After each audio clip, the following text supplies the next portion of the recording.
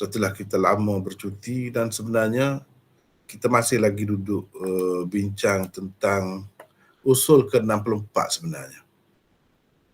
Jadi nota yang saya bagi tadi itu 1 atau 2 saja. Jadi nota ni kena kembali kepada yang lebih awal lagi, iaitu usul ke-64. Kalau nota saya ni nota 41. Usul yang ke-64. Nampak ke tidak saya tunjuk di sini, di skrin ni? Nampak. Nampak? Okay. Nota dah dapat ke nota yang dibagi pagi tadi? Ya, dapat dah. Dapat dah, okey. Dapat dah. Ni usul ke-64. Kita masih lagi duduk bincang usul ke-64 ini. Cuma hari ni kiranya kita akan masuk contoh yang keempat bagi usul ke-64. Cuba tengok di sini apa itu usul ke-64. Iaitu riwayat-riwayat yang menyatakan kubur Nabi ini di sini. Dan kubur Nabi itu di situ secara spesifik. Atau di bawah tanah masjid tertentu yang diketahui pada hari ini ada kubur sekian ramai Nabi. Atau Nabi Fulan dan Nabi Fulan. Tidak ada satu pun yang sahih. Itu sajalah kena ingat. Panduan mudahnya itulah. Tak ada satu pun yang sahih. Kebanyakannya maudhu'. Hadis yang paling baik pun tentangnya dhaif sangat. Mana tak boleh nak buat hujah lah untuk apa pun kalau berdasarkan hadis, kecuali kubur Nabi kita Muhammad sallallahu alaihi wasallam. Kalau kubur Nabi kita itu memang sahih. Memang di situlah tempat yang kita maklum pada hari ini. Banyak juga daripadanya merupakan riwayat-riwayat Israiliyat. Kalau cerita tentang kubur-kubur Nabi yang lalu tu, banyak juga daripadanya itu termasuk dalam berpunca daripada riwayat-riwayat Israiliyat. Jadi saya telah kemukakan beberapa contoh di bawah usul ke-64 ini. Baik, kalau kita tengok. Contoh pertama. Ini contoh pertama. Ibnu Abbas meriwayatkan katanya Jibril menyembahyangkan jenazah Nabi Adam. Dia bertakbir 4 kali. Pada hari itu Jibril bersembahyang dengan malaikat. Dan Adam dikebumikan di dalam Masjid Al-Khaif. Jenazahnya diambil dari arah kiblat. Kuburnya dibuat lahat dan ditinggikan berupa bonggol yang memanjang. Itu kubur Nabi Adam. Duduk dalam Masjidul Khaif. Ini contoh pertama bagi usul ke-64 ni. Baik, kalau kita tengok contoh kedua, tadi kubur Nabi Adam. Ni secara khusus dalam Masjid Al-Khaif. Masjid Al-Khaif. Itu contoh kedua. Maksudnya di dalam Masjid Khaif ada 70 kubur Nabi. Itu contoh kedua. Kena balik, semak baliklah apa yang kita telah belajar dahulu. Kemudian contoh ketiga, iaitu kubur Nabi Hud dikatakan ada di Hadramaut. Itu contoh ketiga, kita telah bincang dah. Dan hari ini terakhir adalah contoh keempat. Ini contoh keempat. Jadi contoh keempat ni kita belum bincang lagi. InsyaAllah hari ini kita akan bincang tentang contoh keempat pula. Abdullah ibn Dhamra as-Saluli yaqul, ma baina ar-rukni ila al-maqam ila Zamzam qabru 99 nabiyyan ja'u hujjajan faqubiru hunalik. Bermaksud Abdullah bin Dhamra as-Saluli berkata, di antara rukun hingga ke maqam, hingga ke Zamzam, yakni telaga Zamzam, ada kubur 99 orang Nabi. Di antara rukun itu maksudnya rukun Hajar Aswad lah. Hingga ke maqam, maksudnya maqam Ibrahim. Dekat Kaabah itulah. Hingga ke telaga Zamzam ada kubur 99 orang Nabi. Mereka datang untuk mengerjakan haji, lalu dikebumikan di sana. Maksudnya lalu wafat dan dikebumikan di sana. Situlah tempatnya. Ini contoh yang keempat. Maknanya berdasarkan riwayat ini dan riwayat-riwayat seumpama ini, kira-kiranya terdapat banyak sekali di bawah Kaabah atau sekitar Kaabah dalam Masjidil Haram lah kira-kiranya, Baitullah tu, Baitullah dan Masjidil Haram semua sekali, terdapat begitu banyak sekali kubur Nabi-Nabi di bawahnya, di bawah tapaknya itu. Kira-kiranya begitulah. Apa cerita ni? Betul ke macam tu? Kita hari ni kita akan bincangkan tentang contoh keempat. Jadi riwayat-riwayat macam ni lah yang menjadi asas pegangan oleh golongan kuburiyun. Biasa dengar lah kuburiyun. Dengar mana ni peserta-peserta kita, saya tak nampak ni. Biasa dengar mana? Kuburiyun. Maulana. Jadi kuburiyun ini puak-puak pemuja kubur. Puak-puak yang menganggap kubur ini istimewa. Kubur ini tempat makbul doa dan macam-macam lagi. Bid'ah-bid'ah yang berkait dengan kubur. Sampai ke peringkat tawaf kubur, sembah kubur dan sebagainya. Ataupun kalau tidak sampai ke peringkat itu pun adalah kelebihannya. Elok bertawassul dengan orang di kubur itu dan sebagainya. Bahkan beristighatsah dengan orang di kubur itu. Ini semua kerja yang dilakukan oleh kuburiyun.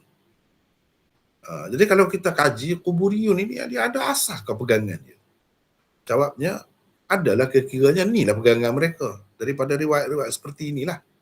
Tetapi riwayat-riwayat yang langsung tiada nilainya di sisi syariat. Itu sebenarnya. Itulah yang kita nak bincang. Kita telah bincangkan dalam 3 contoh yang lepas banyak sekali kekarutannya. Hari ini nak bincang tentang di Masjidil Haram tu sendiri. Didakwa ada kubur sekian ramai Nabi. Baik. Dari segi rujukan, ni ada banyak rujukan. Cuba tengok sini. Boleh tengok di sinilah. Masa Ahmad bin Hanbal dalam kitabnya Masail Imam Ahmad. Bukan Musnad Imam Ahmad, tidak. Azraqi dalam Akhbar Makkah. Abu Sa'id Al-Jundi Fadail Makkah. Al-Tha'labi Tafsir Al-Tha'labi. Al-Baghawi Tafsir Baghawi.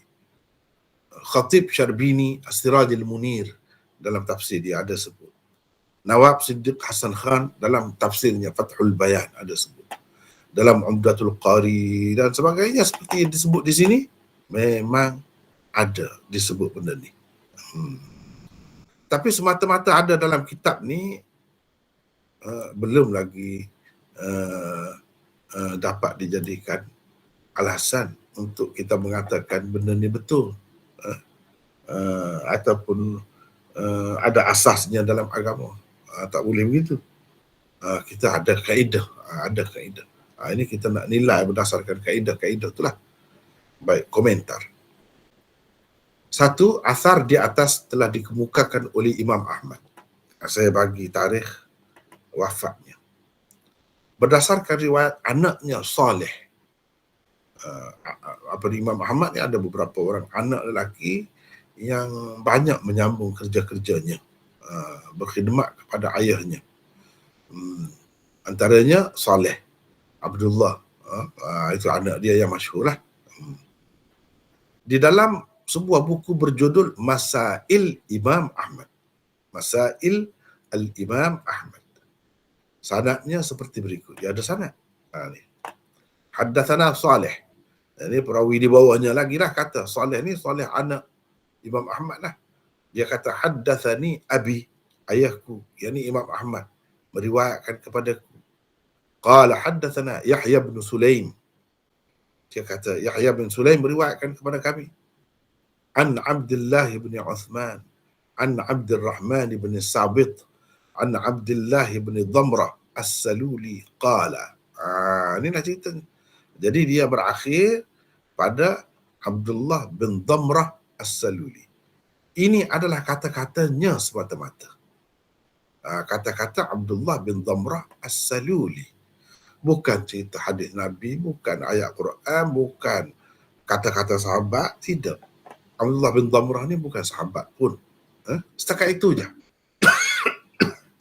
Sanad Imam Ahmad yang terdapat di dalam kitabnya Masailul Imam Ahmad. Baik. Setelah mengemukakannya, Salih berkata, ayahku, yakni Imam Ahmad berkata, aku tidak mendengar daripada Yahya bin Sulaim selain hadis ini. Mana Imam Ahmad dengar hadis Yahya bin Sulaim ini saja. Satu saja. Itu dalam Masail Imam Ahmad ada sebut. Tengok, saya bagi dah jilid berapa, buka surat berapa dah bagi dah. Kata-kata Imam Ahmad ini menunjukkan ia termasuk dalam riwayat gharaibnya. Ini termasuk dalam riwayat gharaib Imam Ahmad. Sebab apa? Dia ambil daripada satu orang ni. Satu ni saja yang hadis dia. Itu gharaib. Hadis ganjil lah. Hadis ganjil Imam Ahmad. Dan adanya dalam musnad pun tidak ada, yang adanya dalam Masail Imam Ahmad. Setelah Imam Ahmad mengemukakannya, dia kata, dia tidak dengar daripada Yahya bin Sulaim selain daripada hadis. Ini saja hadisnya yang ada, yang pernah dia dengar. Itu yang pertama. Yang kedua, lebih awal lagi dari itu, ia telah dikemukakan oleh Al-Azraqi. Cuba kita tengok. Imam Ahmad 241. Ini riwayat anak dia ni. Bukan terus daripada Imam Ahmad. Riwayat anak dia 266. Bermakna kalau kita tengok dari segi tarikh wafat ini, ada orang lain lebih awal lagi daripada itu telah meriwayatkan asar. Kita kata asar ini. 250 Hijrah meninggalnya. Al-Azraqi. Di dalam kitabnya Akhbar Makkah. Cerita-cerita Mekah. Sanadnya sama saja dengan sanad Ahmad di atas sama. Cuba kita perhati. Haddathana Al-Azraqi qala wa haddathani jaddi qala haddathana Yahya bin Sulaim. Jadi datuk dia ni Azraqi juga orang panggil. Meriwayatkan daripada Yahya bin Sulaim, yang mana Imam Ahmad ambil tadi. Daripada Ibni Khusaim, dia kata, aku mendengar Abdurrahman bin Sabit berkata, aku mendengar Abdullah bin Damrah As-Saluli berkata. Itu ceritanya. Jadi Abdullah bin Uthman itu Ibnu Khusaim lah. Sama lah, orang yang sama. Cuma di sini disebut nama. Di sini dia sebut kunyah, Ibnu Khusaim. Baik. Lepas ni saya nak minta sesiapa lah baca. Siapa nak baca silakan daripada sini. Akhbar Makkah ni. Kita nak tahu kedudukan kitab tu. Sebab nak tahu sesuatu cerita tu sejauh mana kebenarannya, kena tengok pula kitab apa. Macam mana cara dipersembahkan. Siapa pengarahnya. Macam mana sanadnya. Semua kena tahu. Baru kita dapat buat keputusan. Ni siapa nak baca daripada sini silakan. Nampak mana? Nampak ke tidak? Siapa nak baca ni? Saya baca mana? Abdul Basir, Subang. Silakan, Abdul Basir, silakan. Akhbar Mekah. Ya. Akhbar Mekah asalnya merupakan tulisan seorang yang dipanggil Abdul Walid Al-Azraqi. Abul Walid. Yang dipanggil Abul Walid Al-Azraqi. Iaitu Ahmad bin Muhammad bin Al-Walid bin Uqbah bin Azraq Al-Ghassani Al-Maki, meninggal pada tahun 217 Hijrah. Ia kemudiannya disusun kembali, disemak dan diriwayatkan oleh cucunya yang bernama Abul Walid Muhammad bin Abdullah bin Ahmad Al-Azraqi, meninggal pada 250 Hijrah. Walaupun sanad athar di atas terdiri daripada perawi-perawi hadis yang tidaklah teruk sangat, namun ia tidak lebih daripada kata-kata Abdullah bin Damrah Al-Saluli atau Abdurrahman bin Sabit. Paling tinggi pun ia sampai setakat Abdullah bin Damrah Al-Saluli. Kalau begitu ia hanya satu athar yang mauquf dan maktub sahaja, Kerana Abdullah bin Damrah Al-Saluli itu seorang tabi'i, bukan seorang sahabat Nabi SAW. Sallallahu alaihi wasallam. Ya. Dia tidak sempat bertemu pun dengan mana-mana sahabat besar Rasulullah SAW.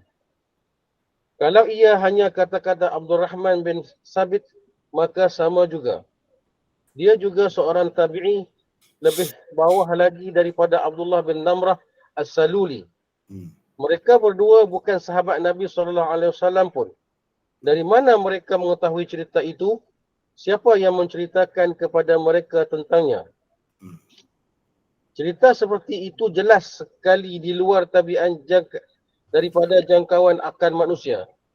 Ia tidak dapat diterima kecuali kalau ada dalil yang sahih daripada Al-Quran dan As-Sunnah. Sedangkan tidak ada satu pun firman Allah di dalam Al-Quran atau hadis marfu' yang sahih daripada Rasulullah SAW mengenainya. Maka tidaklah layak ia dijadikan hujah dalam agama. Yahya bin Sulaim yang ada di dalam Musnad Ahmad dan Dalam Al-Azraqi. sanad bukan musnad, sanad. Yahya bin Sulaim yang ada di dalam Sanad Ahmad dan juga Al-Azraqi itu meskipun merupakan salah seorang perawi Sahih Bukhari dan Sahih Muslim, namun dia hanya dianggap sebagai perawi saduq sahaja. Di samping lafaz ta'dil itu, dia juga ditarjihkan sebagai perawi yang Tajrih. Dia juga ditajrihkan sebagai perawi yang teruk ingatannya. Sayyi'ul Hifz. Yang ketiga, Ya. di dalam tafsir As-Sa'labi, Abu Ishaq Ahmad bin Ibrahim As-Sa'labi meninggal pada tahun 420 Hijrah yang berjudul Al-Kashfu wal Bayan Al-Bayan. Pula di riwayat itu tersebut dengan sedikit tambahan pada lafaz dan sanadnya seperti berikut. Jadi ini lafaz dia, sanad dia pun berbeza sedikit. Cuba perhatikan. Tapi bahagian atas itu sama. Abdul Rahman bin Sabit. Tapi ini sebagai kata-kata Abdul Rahman bin Sabit. Mana dibawa lagi daripada Abdullah bin Damrah As-Saluli itu. Dia kata apa? Ni, bainar rukni wal maqam wa zamzam qabru 99 nabiyyan wa inna qabra Hud wa Shu'aib wa Salih wa Ismail alaihi wassalam fi tilkal buq'ah. Itu disebut gitu. Berbeza. Kalau dalam riwayat yang kita kemukakan sebagai contoh tu disebut 99 saja. Tapi dalam riwayat ni ada tambahan dengan disebutkan nabi-nabi tertentu memang berada di tapak Masjidil Haram, itulah kuburnya. Ini silakan Abdul Basir baca ni. Bermaksud Abdul Rahman bin Sabit berkata, di antara rukun, makam dan Telaga Zamzam ada kubur 99 orang Nabi. Dan sesungguhnya kubur Nabi Hud, Shu'aib, Saleh dan Ismail alaihi salam ada di bahagian bumi itu. Berdasarkan riwayat ini, asar itu hanya sampai kepada Abdul Rahman bin Sabit sahaja. Tidak sampai pun kepada Abdullah bin Damrah As-Saluli. Dan ia tidak lebih daripada kata-kata Abdul Rahman bin Sabit. Maka riwayat ini juga hanyalah satu riwayat maqtu', yakni riwayat yang hanya sampai setakat tabi'in dan ia merupakan kata-katanya. Riwayat seperti ini sama sekali tidak boleh dijadikan hujah dan pegangan dalam agama. Apalagi jika dilihat dengan lebih teliti dan lebih cermat. Nescaya ia akan didapati sebagai satu riwayat yang dhaif, bahkan maudhu' semata-mata. Ini kerana di dalam sanadnya terdapat beberapa orang perawi yang cukup bermasalah. Yang pertama, Ahmad bin Abi Al-Furati ialah Abu Amr Al-Astawai. Dia seorang perawi majhul. Yang kedua, Mughirah bin Amr pula ialah Abu Al-Hasan Al-Makki. Dia meriwayatkan hadis maudhu'. Lihat Az-Zahabi. Yang ketiga, Yunus bin Muhammad bin Ismail Al-Haffar Al-Adni, juga seorang perawi majhul. Yang keempat, Atha' bin As-Sabi. As-Sa'ib. Atha' bin As-Sa'ib adalah seorang perawi mukhtalif, berceraru ingatannya di akhir hayatnya. Orang yang meriwayatkan daripadanya sebelum ikhtilafnya, iaitu bercelaru ingatannya, hanya seorang saja, iaitu Sufyan As-Sauri. Yang lain-lain seperti Syarik, Musa bin A'yan, Waqi' bin Al-Jarrah, Abu Al-A'wash, Jari bin Abdul Ahwash, Jari bin Abdul Hamid dan lain-lain, semuanya meriwayatkan daripadanya selepas ikhtilafnya, iaitu bercelaru ingatannya. Hanya Hamad bin Salamah sahaja yang disepakati para ulama rijal. Tidak. Hanya Hamad bin Salamah saja tidak disepakati para ulama rijal. Sama ada dia meriwayatkan daripada Atha' sebelum ikhtilafnya atau selepas ikhtilafnya. Bagaimanapun semua mereka hanya menghentikan riwayat itu pada Abdurrahman bin Sabit sebagai kata-katanya sahaja. Ia tidak sampai pun pada Abdullah bin Damrah As-Saluli, seorang tabi'in sepertinya juga. Jauh sekali ia akan sampai kepada sahabat atau Nabi SAW sendiri sebagai hadis baginda. Teruskan. Yang keempat, Abdurrahman bin Sabit sendiri yang kelima. Ya. Abdurrahman bin Sabit sendiri yang ada di puncak sanad meskipun seorang tabi'in yang siqah, namun dia banyak melakukan irsal, yakni tidak menyebut sanad di atasnya. Kemudian kita pergi kepada nota seterusnya, pasal bersambung ni. Di sini nombor 4 pula. Tadi nombor 3 ni nombor 4. Silakan. Nota 4. Al-Azraqi bahkan telah mengumpulkan beberapa lagi riwayat yang menunjukkan Masjidil Haram yang dimaklumi itu seolah-olahnya satu perkuburan besar sebenarnya. Ia sengaja dibina di atas kekuburan para nabi, anak cucu mereka dan juga pengikut-pengikut mereka. Memang begitulah dikehendaki Allah dan itulah takdirnya. Sama ada dengan maksud manusia yang datang kemudian mengambil berkat mereka atau untuk menunjukkan sesuatu masjid itu semakin banyak kelebihannya apabila pada tapaknya terdapat lebih banyak kubur orang baik-baik, khususnya nabi-nabi. Cuma riwayat-riwayat yang dikemukakannya tidak ada satu pun yang marfu'. Paling tinggi ia mursal atau maqtu' sahaja atau tanpa sanad. Tabi'in yang dinukilkan riwayat daripadanya pula ada yang dikenali dan ada juga yang tidak dikenali, yakni majhul. Sekarang mari kita sama-sama lihat sebahagian lagi riwayat yang dikemukakan oleh Al-Azraqi dalam kitab Akhbar Makkah. 1. Dengan sanad di bawah ini Al-Azraqi meriwayatkan katanya, ni sanad ni. Cuba tengok hadisnya pun ada. Di sini baca terjemahan sajalah, kita nak ringkas teruskan.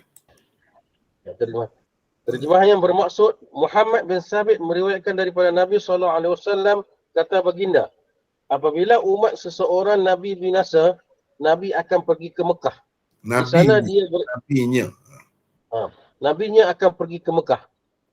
Di sana dia beribadat bersama-sama pengikut-pengikutnya sehingga dia wafat. Di Mekahlah Hud, di Mekahlah Nuh, Hud, Saleh dan Syu'aib telah wafat. Kubur mereka berada di antara Telaga Zamzam dan Hajar Aswad. Lihat Akhbar Mekah, jilid 1 muka surat 68. Muhammad bin Sabit yang tersebut di dalam riwayat ini sebenarnya adalah Abdurrahman bin Sabit. Perawi terkeliru sehingga menyebut namanya Muhammad. Lihat bagaimana dia telah meriwayatkannya secara mursal daripada Nabi SAW sebagai sabda baginda tanpa menyebut mana-mana sahabat yang menerimanya daripada baginda SAW. Sedangkan di dalam riwayat Ibnu Asakir di dalam Tarikh Dimashq, perawi menyatakan apa yang tersebut itu hanyalah kata-kata Abdurrahman bin Sabit sahaja. Lihat riwayat Ibnu Asakir berkenaan di bawah ini. Jadi tak ada kait pun dengan Nabi SAW. Itu kata-katanya saja. Ini kalau dalam Tarikh Dimashq pula. Jadi ini menunjukkan ittirab, keadaan tidak tetap. Riwayat yang macam ni orang tak pakai. Baca terus terjemahannya. Terjemahan yang bermaksud Abdurrahman bin Sabit berkata, sesungguhnya kubur, yakni Nabi Nuh, Hud, Syu'aib dan Saleh berada di antara telaga Zamzam, Rukun Hajar Aswad dan Makam Ibrahim. Tarikh Dimashq. Teruskan. Yang kedua, Al-Azraqi telah menukilkan tanpa sanad bahawa kata orang yang bermaksud Nabi Ismail wafat dan beliau dikebumikan dalam Hijr. Ibunya juga telah dikebumikan di Hijr. Lihat akhbar Makkah. Yang ketiga, Al-Azraqi, cucu Abul Walid Muhammad bin Abdullah bin Ahmad Al-Azraqi, meninggal pada tahun 250 Hijrah, telah meriwayatkan daripada datuknya Abul Walid Ahmad bin Muhammad bin Al-Walid bin Uqbah bin Azraq Al-Ghassani Al-Maki, meninggal pada 270 Hijrah. Dengan sanad di bawah ini tentang kubur Nabi Ismail alaihissalam katanya. Jadi ini pun begitulah. Ini dengan sanad saya dah kemukakan dengan lengkap. Kemudian lafaznya. Baca terjemahan saja, kita nak ringkas. Bermaksud, Safwan bin Abdullah bin Safwan Al-Jumahi meriwayatkan katanya Ibnu Az-Zubair telah menggali Hijr, yang ini untuk pembinaan semula Kaabah. Didapatinya di situ satu tumpukan batu hijau. Beliau bertanya orang-orang Quraisy tentangnya, tetapi tiada siapa pun daripada mereka mengetahuinya.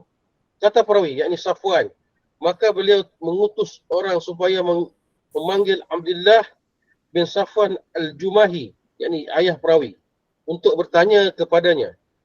Setelah melihatnya, Abdullah bin Safwan berkata, ini adalah kubur Nabi Ismail alaihissalam. Janganlah engkau menggerakkannya, ini mengusiknya. Maka Abdullah bin Az-Zubair pun meninggalkannya. Lihat akhbar Makkah jilid 1 muka surat 312. Riwayat ini terhenti pada seorang tabi'in, iaitu Abdullah bin Safwan. Tidak diketahui dari mana beliau mengetahui itu adalah kubur Nabi Ismail alaihissalam. Beliau tidak mengaitkan ceritanya itu dengan Nabi SAW. Walaupun Abdullah ini lahir di zaman Nabi SAW sama seperti Abdullah bin Az-Zubair, tetapi tiada siapa pun menyebutnya sebagai salah seorang sahabat baginda SAW. Dibunuh pada tahun 73 Hijrah bersama Abdullah bin Az-Zubair dalam keadaan tergantung di kelambu Kaabah untuk menyelamatkan. Bergantung di kelambu Kaabah untuk menyelamatkan diri. Kalau Abdullah bin Az-Zubair sendiri tidak mengetahui tentangnya, bagaimana pula orang yang lebih muda daripadanya mengetahui dengan yakin bahawa itu adalah kubur Nabi Ismail alaihissalam. Riwayat ini secara total bercanggah dengan satu riwayat lain yang juga dikemukakan oleh Al-Azraqi di dalam kitab yang sama. Lihat riwayat berkenaan di bawah ini. Bermaksud, Yazid Maula Ibnu Az-Zubair meriwayatkan katanya, aku menyaksikan ketika Ibnu Az-Zubair menggali Hijr, yakni untuk pembinaan semula Kaabah. Asas Baitillah yang merupakan batu-batu merah seperti tiang-tiang itu ditemui. Baitullah bergoyang bila batu di bawahnya digerak-gerakkan. Pada kedalaman 6 hasta 1 jengkal di bawah Hijr, beliau menemukan satu kubur. Abdullah bin Az-Zubair lantas berkata, ini adalah kubur Nabi Ismail. Lalu beliau mengumpulkan orang-orang Quraisy dan berkata kepada mereka, jadi saksilah kamu semua. Bagaimana kemudian beliau membina yakni Kaabah hingga sempurna. Lihat Al-Akhbar jilid 1 muka surat 214. Seterusnya yang keempat. Yang keempat, di bawah tajuk Mawdi'u Kuburin Wadara Azara. Azara manati Ismail alaihi salam fil Masjidil Haram. Yakni tempat kubur anak-anak dara Ismail alaihi salam ialah di dalam Masjid Haram. Al-Azraqi mengukakan riwayat seperti berikut. Jadi ini kita tengok riwayat ni, baca terjemahan ni.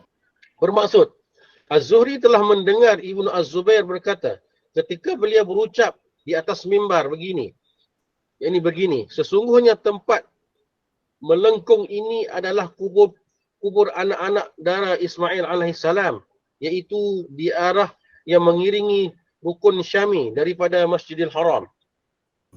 Kata perawi, tempat itu diratakan bersama-sama tempat Masjidil Haram yang lain. Ia tidak lagi melengkung seperti dahulunya. Lihat Akhbar Makkah, jilid 2 muka surat 66. Teruskan. Yang kelima, Al-Azraqi juga mengemukakan satu riwayat yang menunjukkan kubur beberapa orang Nabi terdahulu bersama umatnya terletak di bawah Masjidil Haram yang ada hari ini. Ini riwayatnya. Kemudian kita baca terjemahannya saja. Teruskan. Bermaksud, daripada Wahab bin Munabbih katanya, yakni Nabi Saleh berucap di hadapan orang-orang yang beriman kepadanya. Katanya kepada mereka, sesungguhnya ini adalah negeri dengan penduduknya yang telah dimurkai Allah. Berangkatlah kamu meninggalkannya. Ia bukan lagi tempat yang sesuai untukmu. Kata pengikut-pengikutnya, kami mengikut saja pandanganmu. Perintah saja kami. Kami akan melakukannya. Kata Saleh, pergilah kamu ke tanah haram Allah yang aman, damai, yakni Mekah. Aku tidak nampak tempat yang sesuai untukmu selainnya. Mereka terus berihlal untuk mengerjakan haji dan menjadikan selimut sebagai kain ihram. Lalu menaiki unta-unta muda berwarna merah yang tali kekangnya diperbuat daripada sabut kulit pokok tamar. Mereka menuju Baitillah Al-Haram di Mekah. Di sanalah mereka tinggal sampai meninggal dunia. Itulah kubur-kubur mereka di sebelah barat Kaabah, di antara Dar An-Nadwah dan Dar Bani Hashim. Begitu juga dilakukan oleh Nabi Hud dan Nabi Syu'aib bersama orang-orang yang beriman kepada mereka. Lihat Akhbar Makkah jilid 1 muka surat 73.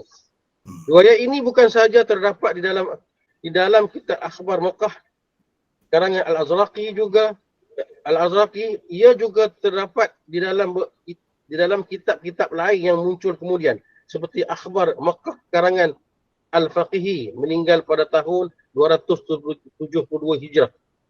Qada'il Makkah karangan Abu Sa'id Al-Jundi meninggal pada tahun 308 Hijrah.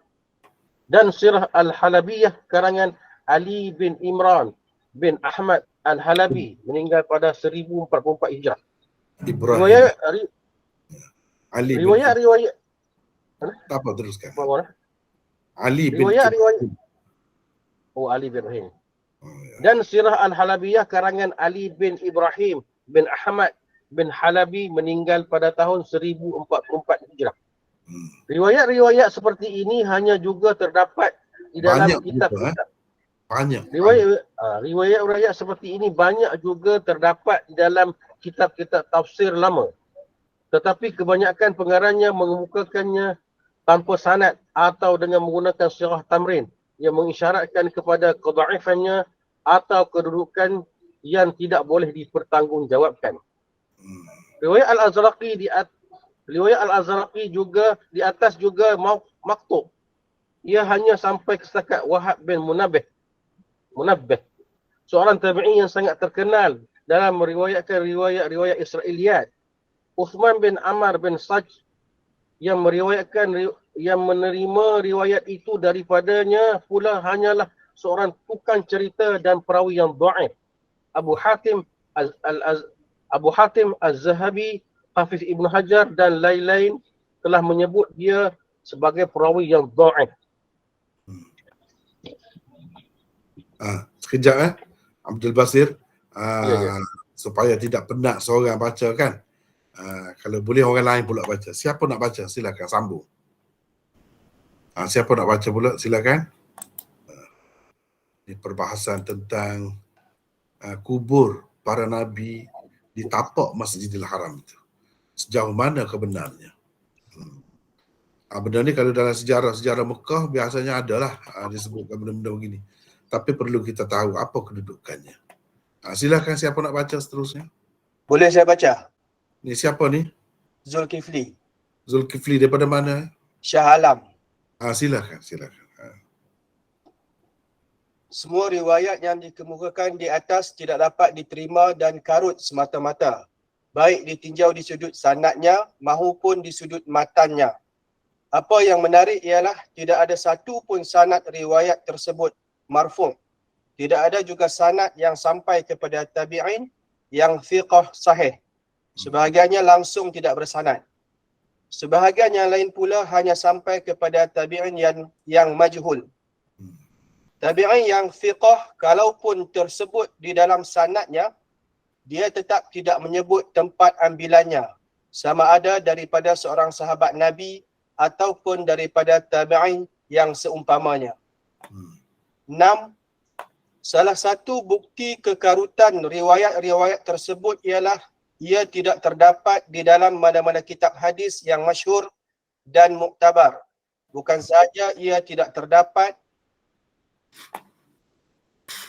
Ya, silakan. bukan sahaja ia tidak terdapat di dalam 6 kitab utama hadis, malah ia tidak terdapat juga di dalam kitab-kitab hadis seperti Musnad Ahmad, Sahih Ibnu Hibban, Sahih Ibnu Khuzaimah dan ketiga-tiga Mu'jam At-Tabarani. 7. Jika dilihat di sudut dirayah pula, maka jelas sekali pertentangannya dengan sekian banyak ayat-ayat Al-Quran dan hadis-hadis yang sahih. Selain bertentangan dengan roh ajaran Islam yang begitu keras menentang kesyirikan dan menekankan keikhlasan ibadat kepada Allah semata-mata. 8. Di bawah ini adalah sebahagian daripada ayat-ayat Al-Quran yang menekankan pemurnian ibadat kepada Allah yang Maha Esa dalam keadaan bersih daripada segala bentuk kesyirikan, terutamanya di masjid-masjid. Teruskan.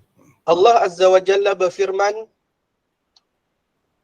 wa annal masajida lillahi fala tad'u ma'allahi ahada. Bermaksud, dan bahawa sesungguhnya masjid-masjid itu untuk ibadat kepada Allah semata-mata.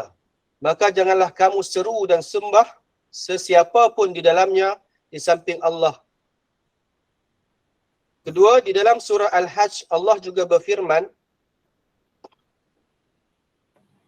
wa iz bawwa'na li Ibrahima makanal baiti alla tusyrik bi syai'an wa tahhir tahri baitiya lit-ta'ifina wal qa'imina war ruk'a'is sujud. Tahhir. baitiya lit-ta'ifina gitu. Wa tahhir baitiya lit-ta'ifina wal qa'imina war ruk'a'is sujud.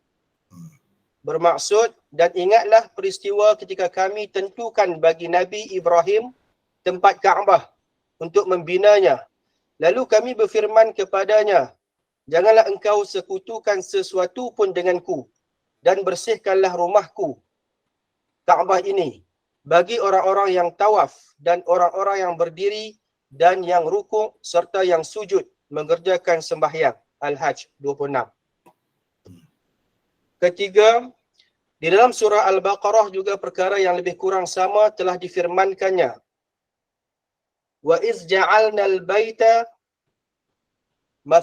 mathabatan lin-nasi wa amnan wattakhizu min maqami Ibrahim musalla wa a'hidna ila Ibrahim wa Ismaila an tahhira baitiya lit-ta'ifina wal 'akifina war ruk'a'is sujud. Bermaksud, dan ingatlah ketika kami jadikan rumah Baitullah itu tempat tumpuan bagi umat manusia untuk ibadat haji dan tempat yang aman, dan jadikanlah oleh kamu dari makam Ibrahim itu tempat sembahyang. Dan kami perintahkan kepada Nabi Ibrahim dan Nabi Ismail dengan berfirman, bersihkanlah rumahku, Kaabah dan Masjidil Haram dari segala perkara yang dilarang untuk orang-orang yang tawaf, yang i'tikaf, yang rukuk dan yang sujud. Al-Baqarah 125. Teruskan lagi. 9. Di bawah ini pula adalah sebahagian daripada hadis-hadis sahih yang jelas bercanggah dan bertentangan dengan hadis-hadis yang telah dikemukakan di bawah usul ke-64 sebagai contoh. Abdullah bin Mas'ud meriwayatkan bahawa Rasulullah sallallahu alaihi wasallam bersabda, yang hadis yang bermaksud, sesungguhnya antara manusia yang paling jahat ialah orang-orang yang masih hidup ketika kiamat berlaku dan orang-orang yang menjadikan kubur-kubur sebagai masjid-masjid. Hadis riwayat Ahmad, Ibnu Khuzaimah, Ibnu Abi Syaibah, Al-Bazzar dan lain-lain. Kedua, sebahagian daripada apa yang didengari Jundab daripada Nabi SAW 5 hari sebelum baginda wafat adalah sabda baginda SAW seperti berikut, yang bermaksud, ketahuilah sesungguhnya orang-orang sebelummu telah menjadikan kubur-kubur para nabi dan orang-orang saleh di kalangan mereka sebagai masjid. Ingat, jangan kamu jadikan kubur-kubur masjid. Aku benar-benar melarangmu daripadanya. Hadis riwayat Muslim, An-Nasai dan Ibnu Sa'ad.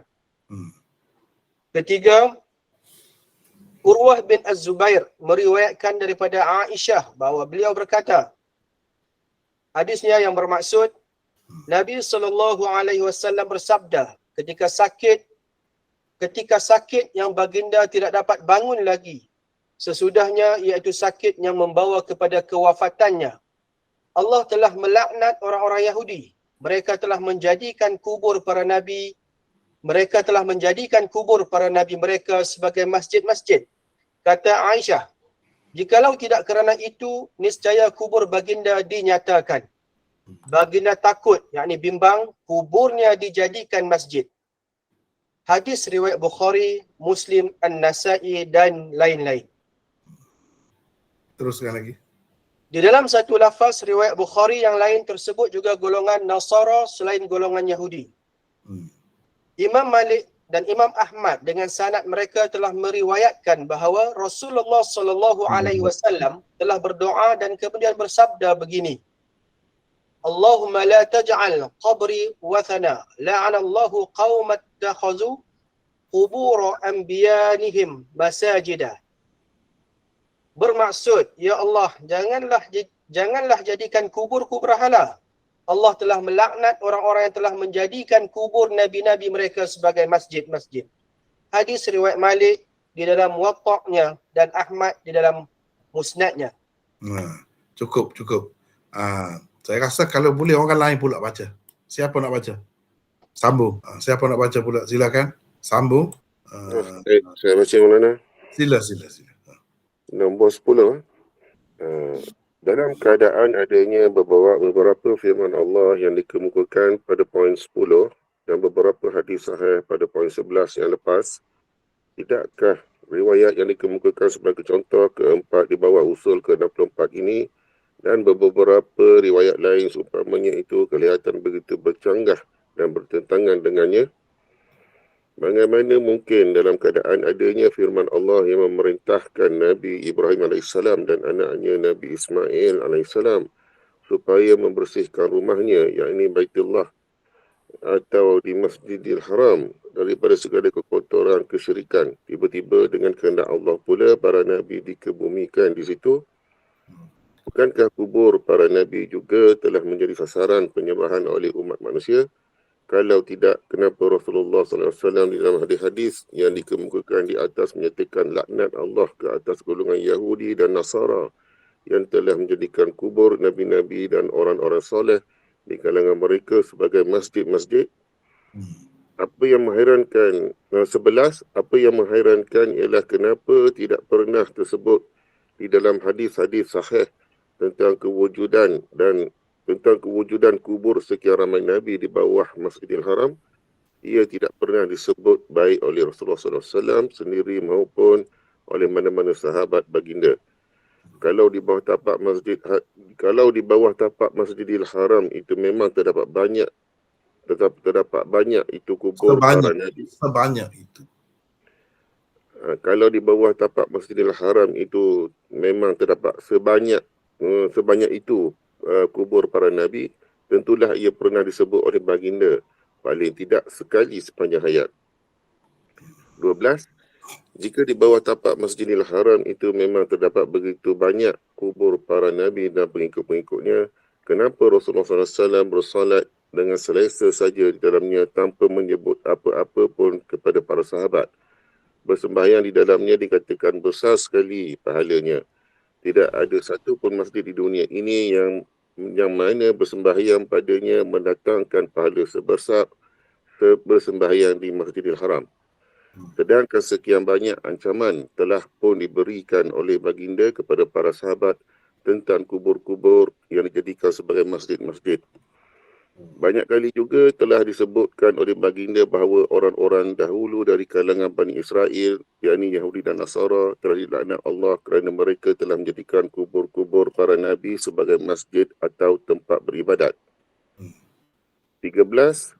Beberapa riwayat maudhu' yang dikemukakan di atas telah menyebutkan bahawa kubur Nabi Ismail dan kubur ibunya Siti Hajar terletak di bawah Hijr atau Hatim. Ia disaksikan oleh Abdullah bin Az-Zubair sendiri dan beliau meminta orang-orang yang ikut serta dalam penggalian tapak Masjidil Haram di bawah Hijr itu juga turut bersaksi tentangnya semasa pembinaan semula Kaabah di zaman pemerintahannya. Sedangkan di riwayat sahih yang menceritakan tentang pembinaan semula Kaabah di zaman Abdullah bin Az-Zubair sunyi sepi daripada menyebut apa-apa tentangnya. Sebagai contoh, mari kita lihat apa kata seorang tabi'i terkenal Yazid bin Urman tentang pembinaan semula Kaabah yang disaksikannya semasa pembinaan semula Kaabah di zaman pemerintahan Abdullah bin Az-Zubair. Kata beliau, berdasarkan apa yang diriwayatkan oleh Bukhari, Muslim, An-Nasai dan lain-lain. Baca terjemahan terus. Bermaksud, kata Yazid, yakni bin Ruman, aku menyaksikan Ibnu Az-Zubair ketika beliau merobohkan yakni Baitullah dan membinanya semula. Beliau memasukkan ke dalamnya dari Hijr. Aku melihat asas yakni Nabi Ibrahim berupa batu-batu seperti bonggol-bonggol unta. Kata Jaril, yakni bin Hazim, aku berkata kepadanya, di mana tempatnya? Kata beliau, yakni Yazid bin Ruman, nanti aku tunjukkan kepadamu sekarang. Aku masuk bersamanya ke dalam Hijr. Lalu beliau mengisyaratkan ke suatu tempat sambil berkata, di sini. Kata Jarir, maka aku mengagak dari Hijr itu 6 hasta atau lebih kurang 6 hasta. Hadis riwayat Bukhari, Muslim, An-Nasai dan lain-lain. Jadi dalam riwayat ni tak ada sebut pun cerita kubur tu, bertemu kubur ke apa, tak ada. Panggil orang tu, panggil orang ni untuk jadi saksi, tak ada semua berlaku. Tak ada langsung sebut pasal kubur. Sedangkan ini riwayat sahih. Jadi riwayat mana yang kita nak pakai? Begitu. Teruskan. Yang ke-14. 14. Sebelum Kaabah dirobohkan di zaman pemerintahan Ibnu Az-Zubair, kedudukan Hijr atau Hatim yang telah dibina oleh orang-orang kafir Quraisy 5 tahun sebelum Nabi kita dilantik sebagai Rasulullah ketika baginda berumur 40 tahun adalah seperti yang kelihatan kepada kita semua hari ini. Setelah dirobohkan dan dibina semula oleh Ibn Az-Zubair, bahagian itu juga dimasukkan ke dalam binaan Kaabah dengan anggapan ia juga termasuk dalam binaan asal Nabi Ibrahim dan Ismail berdasarkan hadis-hadis yang sahih. Pengebumian Siti Hajar, yakni isteri Nabi Ibrahim AS dan anaknya Nabi Ismail AS di bawah tapak di mana beradanya Hijr itu bererti apabila ibunya Siti Hajar meninggal dunia. Beliau dikebumikan dengan sengaja oleh anaknya Nabi Ismail di dalam Kaabah, yakni di dalam masjid yang mula-mula sekali dibina di atas muka bumi ini. Kalau begitu, Agaknya Nabi Ismail AS telah berwasiat kepada anak-anaknya sebelum kewafatannya supaya baginda dikebumikan di sebelah ibundanya Siti Hajar. Dan secara tidak langsung juga bererti Nabi Ismail AS telah berwasiat supaya jenazahnya dikebumikan di dalam masjid. Secara Mungkinkah tidak semua itu langsung berlaku? begitulah berarti. Secara tidak langsung berarti begitulah. Sebab orang tidak akan lakukan sesuai dengan sesuka hati, kebumikan dia di situ. Semestinya ada wasiat dia. Kalau ibu dia, siapa kalau tidak dia yang kebumikan di situ? Bermakna kebumikan dalam masjid. Sedangkan itu bercanggah dengan sekian banyak dalil-dalil yang kita telah kemukakan tadi. Teruskan. Oh, kat mana? Mungkinkah itu Ya, sini. terlepas. Sini. Mungkinkah semua itu berlaku dalam keadaan Allah telah berfirman di dalam Al-Quran surah Al-Hajj dan surah Al-Baqarah seperti telah dikemukakan sebelum ini? Apakah artinya perintah Allah kepada Nabi Ibrahim dan Nabi Ismail supaya mereka berdua membersihkan rumahnya, yakni Kaabah, bagi orang-orang yang tawaf dan orang-orang yang berdiri dan yang rukuk serta yang sujud, yakni mengerjakan sembahyang? Bukankah itu bererti membersihkan Kaabah daripada segala macam unsur kesyirikan atau apa-apa yang boleh membawa umat Islam kepada kesyirikan? Jadi suruh bersih, apa makna suruh bersih tu? Allah perintahkan kepada Nabi Ibrahim dan Nabi Ismail. Suruh bersih tu apa makna? Yang paling utamanya selain daripada bersih zahir itu, ialah bersihnya daripada segala unsur kesyirikan ataupun apa-apa yang boleh membawa umat manusia kepada kesyirikan. Tentunya begitu. Tiba-tiba kalau dia pergi tanam di situ, itu bermakna tidak membersihkan, tidak menjunjung perintah Allah lah. Mana begitu? Mana boleh seorang Nabi tidak menjunjung perintah Allah? Itu masalahnya. Jadi banyak sekali percanggahan akan berlaku jika kita nak terima juga riwayat seperti itu tadi. Baik, teruskan. Apa lagi kesyirikan yang lebih berbahaya daripada kubur yang dijadikan sebagai masjid atau tempat sujud? Bukankah itulah yang dilarang oleh Rasulullah SAW di dalam hadis-hadis yang telah dikemukakan di atas? 15. Rasulullah SAW telah bersabda. Boleh baca lagi ke Arsyad? Atau nak bagi orang lain pula? Boleh insyaAllah. Boleh, teruskan. Boleh. Kalau boleh teruskan. 15. Rasulullah SAW telah bersabda, Inna Allah harrama 'alal ardi an ta'kula ajsad al-anbiya.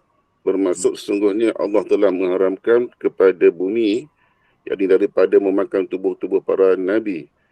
Yakni hadis riwayat Ahmad, Ibnu Abi Shaybah, Abu Daud, An-Nasai, Ibnu Majah, Ad-Darimi, Ibnu Khuzaimah, Ibnu Hibban, Al-Hakim, At-Tabarani dan lain-lain. Hadis ini menunjukkan jasad para nabi selama-lamanya berada dalam keadaan selamat sejahtera di dalam kubur mereka masing-masing. Jadi bagaimana mungkin begitu banyak kubur para nabi berada di antara Hajar Aswad dan makam Ibrahim, dan dari situ pula hingga ke Hijr sebanyak 99 kubur. Jelas sekali semua Nabi dan Rasul tidak meninggal dunia serentak dalam satu masa. Sebahagian mereka dikebumikan beribu-ribu tahun selepas dikebumikan Nabi sebelumnya. Tentu sekali pada ketika tertentu apabila digali kubur untuk dikebumikan seseorang Nabi yang baru wafat akan terserempak dengan tubuh mana-mana Nabi atau Rasul yang telah dikebumikan sebelumnya. Hal seperti itu boleh berlaku kerana tidak ada apa-apa tanda di atas kubur-kubur para Nabi dan Rasul yang didakwakan itu. Jika keadaan itu berlaku, tentu sekali heboh manusia bercerita tentangnya. Apalagi Tapi tak ada pula heboh. Bertemu dengan satu tubuh, tentu sekali para Nabi ni atau pengikut setianya. Tak pernah pula disebut begitu dalam sejarah. Itu masalahnya. Teruskan. Apalagi jika diambil kira apa yang tersebut di dalam kitab At-Tariq Al-Qawim li Makkah wal Al-Haram karangan Muhammad Tahir Al-Kurdi. Muhammad Tahir Al-Kurdi. Di dalamnya tersebut bahawa di antara rukun Yamani dan Hajar Aswad sahaja pun terdapat sebanyak 63 kubur para Nabi. Di tempat terbuka dalam Masjid Haram pula terdapat 300 kubur para Nabi. Bagaimana di kawasan hanya seluas itu begitu ramai Nabi dan Rasul dapat dikebumikan? Adakah mereka dikebumikan dalam keadaan bertindih-tindih? 16. Beberapa kali di zaman pemerintahan Kerajaan Uthmaniyah dan di zaman pemerintahan Kerajaan Saudi sehingga ke hari ini, Kaabah dan semua Masjidil Haram telah dikorek. Semua kawasan. Kaabah dan semua kawasan. Kaabah dan semua kawasan Masjidil Haram telah dikorek, digali dan dilakukan bermacam-macam lagi proses pembinaan. Pembaikian, pengubahsuaian asasnya bahkan telah dibuat daripada konkrit. Macam-macam paip pula dipasang di bawah tapaknya. Tile juga telah dipasang di bahagian permukaannya. Namun tidak pernah pula kedengaran mana-mana kubur ditemui atau jasad mana-mana manusia ditemui semasa semua proses dijalankan. Semua bukti yang tersebut di atas jelas menunjukkan tidak ada sebarang kubur sama ada di dalam Kaabah atau di kawasan sekitarnya. Apa yang tersebut di dalam kitab-kitab sejarah itu sebenarnya karut dan tidak berasas sama sekali. Kalau ada pun hanyalah daripada asar-asar palsu semata-mata. Nah, itulah perbincangan tentang contoh keempat. Sama ada Masjidil Haram atau sebelum ni kita dah bincang Masjidil Khaif, sama juga. Masjid itu pun banyak dah proses-proses. Pembaikian, pengubahsuaian, pembinaan telah berlaku sepanjang masa. Tapi tidak pernah juga disebut, ditemui mana-mana jasad di bawah tapak masjid tu. Bayangkan kalau nak pasang konkrit, kemudian nak pasang paip di bawah tu, mesti dalam juga dikorek tu. Bila dikorek tu, sedalam itu kira-kiranya akan bertemu dengan sekian banyak jasad para Nabi. Tapi tak pernah pula didakwa begitu oleh sesiapa pun. Ini menunjukkan semuanya karut sebenarnya. Tak ada asas sama sekali. Sebab itulah tak ada di dalam Quran, dalam hadis-hadis yang sahih, bahkan bercanggah. Semua ini bercanggah dengan ayat-ayat Al-Quran dan hadis-hadis yang sahih. Kerana itu kita tidak dapat menerimanya sama sekali. Hanya benda-benda macam ni kalau nak terima pun orang-orang yang sesat sebenarnya. Orang-orang yang menempuh kesesatan, mencari kesesatan untuk dirinya dan untuk umat. Dan golongan yang sesat, kuburiyun itu pun terpedaya kerana adanya riwayat-riwayat seperti ini. Hanya dapat menyelamatkan manusia ni daripada terpengaruh dengan riwayat-riwayat seperti ini apabila mereka belajar hadis, mengenali hadis sahih. Di samping itu, mengenali juga hadis-hadis maudhu seperti yang kita bincangkan pada hari ini. Jadi sekadar itulah untuk hari ini, masa kita pun dah cukup. Begitulah lebih kurangnya perbincangan. Saya dah bagi 4 contoh di sini ya. Untuk usul ke-64 ni ada 4 contoh saya telah bagi. Jadi kira-kiranya memadailah. Di celah-celah tu pula berapa banyak lagi riwayat-riwayat yang ada kaitan dengannya telah saya kemukakan, tetapi malangnya tidak ada satu pun yang boleh dipertanggungjawabkan. Bahkan kerana percanggahannya dengan ajaran Islam, ruh ajaran Islam, itu sahaja pun sudah memadai. Percanggahannya dengan ayat Quran, percanggahannya dengan hadis-hadis yang sahih, itu pun menyebabkan hadis-hadis seperti itu, asar-asar seperti itu ditolak. Kita tak boleh terima sama sekali. Kalau ada orang yang bawa seperti ini, jelaslah dia memang tak mengerti tentang Islam, tentang ajaran Islam. Kalau orang yang tahu ajaran Nabi yang sebenarnya tak mungkin. Nabi boleh dengan selesa saja sembahyang di situ. Sedangkan dia pesan, dia larang sahabat dia daripada bersembahyang di atas kubur. Tiba-tiba dia sembahyang dia sendiri. Dan tak cerita apa-apa pun. Macam mana Nabi nak ceritanya? Dia tak ada apa pun cerita. Memang tak ada apa pun. Jadi tapi cerita ni memang ada mana? Ya. Cerita ni saya pernah dengar lah tahun lepas daripada Mutawih. Ni saya tengok dalam mana hantar ni. Mutawih sendiri cerita dah ya. Iyalah. Di sekeliling Kaabah tu dia kata kubur-kubur Nabi dahulu kala. Betul lah. Dia pakai yang tu. Ini bahayanya. Pergi bawa benda khurafat pula. Benda mengarut pula ajar orang yang pergi buat haji, buat umrah tu. Sebab itu menjadi tanggungjawab umat Islam belajar benda-benda macam ni. supaya dia tidak menjadi lidah penyambung, pendusta-pendusta tu. Kita pula duduk sebar benda-benda begini di kalangan umat. Dah elok-elok dah pergi buat ibadat tu, campur aduk pula dengan kekotoran pula. Inilah bahayanya. Sebab itu perlu kita ketahui. Sebab itulah ini juga termasuk dalam salah satu usul yang penting diketahui.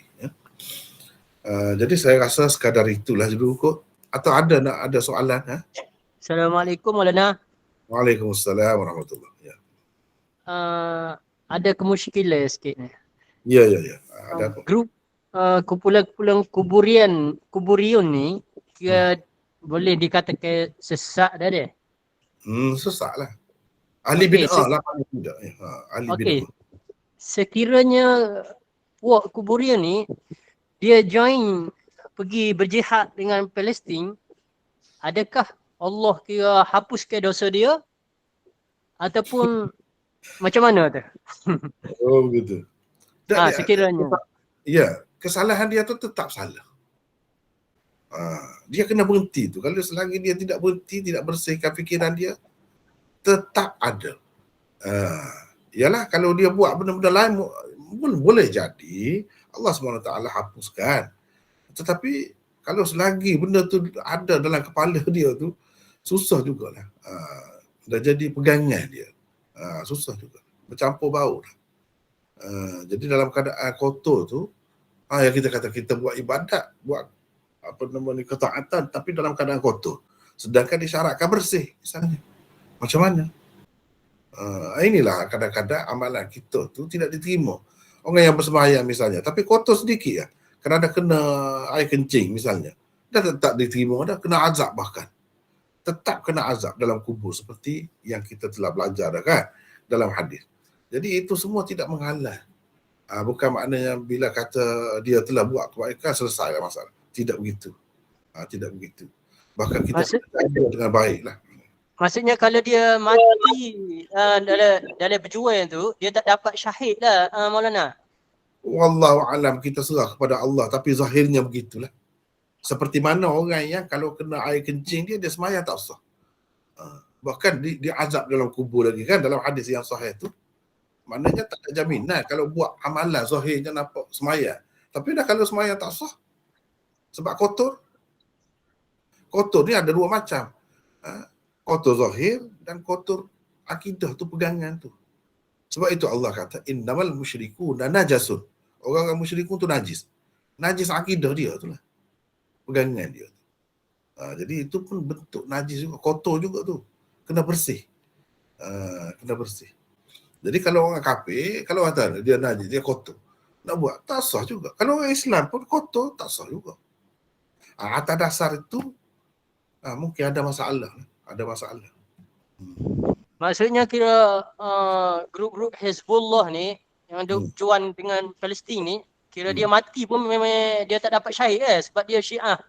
Betul tak? Begitulah kira-kiranya, wallahu alam. Yang lebih-lebih tu kita tak tahulah. Tapi zahirnya begitu. Mereka ini memang Syiah ni penyembah kubur. Boleh kita kata kuburiyun lah. Setengah-setengah orang kita ni kalau kata kuburiyun dengan makna penyembah kubur tu dia marah kan. Sebab dia tidak buat gitu. Memanglah tak sampai ke peringkat tu lagi. Tapi telah ada begitu ramai di luar negara ni yang telah sampai ke peringkat itu. Inilah benda-benda yang boleh membawa ke situ dia kerana ada kononnya riwayat-riwayat lah. Tanpa ada penapisan itu. Sepatutnya kita umat Islam ni kena tapis lah benda-benda begini. Jangan mudah. Kalau air pun kita nak minum tu, sibuk cari penapis. Mahal macam mana pun beli juga. Kenapa? Nak air bersih lah. Jadi agama ni lebih-lebih lagi. Nak masuk dalam kepala kita tu, jiwa kita tu. Kena bersih. Tak boleh kotor. Kotor dia ada kesan buruk. Rasanya cukup lah dah hari ni kan. Jadi nota tu agak panjang kan. Lebih daripada satu nota tu sebenarnya. Perbincangan tentang usul yang ke-64 ni saja. Sebelum ni pun kita duk bincang dah tentang usul ni. Hari ni kita bincang contoh yang keempatnya saja. Jadi saya rasa Maulana, ya. ini tak satu lagi, mungkin singkat sajalah. Ya. Ya, ada tadi tu yang hadis tu, orang paling jahat masih hidup pada hari kiamat ni, Hmm. orang yang paling jahat dia adalah orang yang paling hidup hingga pada hari kiamat berlaku. Hmm. Maksudnya pada hari kiamat ni orang Islam, Muslim sudah tidak ada lagi lah. Tak ada. Orang kafir lah maksudnya. Kafir penjahat. Okey, itu saja. Itu maksud. Ada satu soalan Maulana. Ya, silakan. Kebetulan semalam saya ada dengar satu kuliah lah di masjid kat Terengganu ni. Hmm. Sekarang ni nak masuk bulan Rajab dan Syaban lah. Hmm. Sekarang ni nak masuk bulan Rajab. Jadi adalah penceramah dia menyentuh. Sebesar saya faham dia macam usul diriwayat dalam kitab Maulana tu. Usul 37 dan 38 kata kepalsuan tentang riwayat kelebihan Rajab dan Syaban lah. Hmm. Tapi ada dia beritahu dia akui hadis tu ada palsu. Tapi jika sekiranya menepati maksud Al-Quran, dia boleh amal. Betul pandangan Maulana. Macam mana tu? Menepati apa? Menepati maksud Al-Quran. Apa maksud? Maksudnya contoh untuk bawa kebaikan gitulah. Boleh diamal lah walaupun hadis palsu. Tak Jadi penceramah tu boleh katakan level-level tu jugalah. Tak kena tu. Tu je. Tak boleh. Bila ada hadis tu palsu, terutama ada pula larangannya. Ada larangan bahkan dalam hadis-hadis yang sahih. Jadi tak boleh lah kita nak takwil gitu. Tapi yang menariknya di hujung kuliah tu dia referen dia apa ni Habib. Jadi kita tahu lah dulu lah. Yalah. Tu masalahnya. Yalah. Benda tu dia buat di masjid negeri juga tu. Yalah, nak buat macam mana orang minat macam tu. Pihak berkuasa agama tu. Yang macam tu dia biarkan. Itu malangnya. Saya dengar apa yang dalam ucapan inilah Profesor Dr. Basri Ibrahim. Bukan main alim dia tu. Tapi katanya tidak diberi tauliah di Terengganu, negeri dia sendiri. Pelik kan tu. Kita dah nampak lah tu pihak berkuasa tu dia nak yang macam mana. Kita dah nampak lah tu. Jadi apa yang kita boleh buatlah setakat mana yang kita boleh buat. Itulah. Sabarlah. Tapi itu tak betul sebenarnya.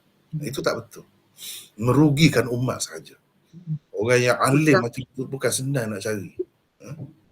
Ya macam baru ni lah yang fatwa baru tu dia ulang kaji balik dia kata diharuskan tarikat Naqsyabandi tu.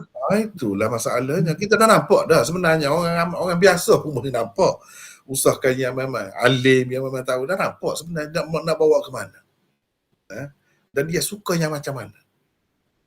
Bahaya tu sebenarnya. Bahaya sangat tu. Kalau orang-orang yang bagi saya lah ada iman. Dia tak boleh. Ni main kalau negara ni gadai negara ni. Macam ni. Sebab apa? Maklum tu. Syekh Nazim tu anak buah dia tu maklum. Teruk. Kalau macam tu bukan ajaran sesat, tak tahulah yang macam mana yang sesat. Bagi saya lah. Kita dah nampak ni bahaya ni. Pihak-pihak berkuasa ni dia kena sedar juga. Jangan duk sedar hati. Buat sewena-wena. Jangan. Kita semua akan disoal oleh Allah. Itu maksudnya. Wallah. Assalamualaikum.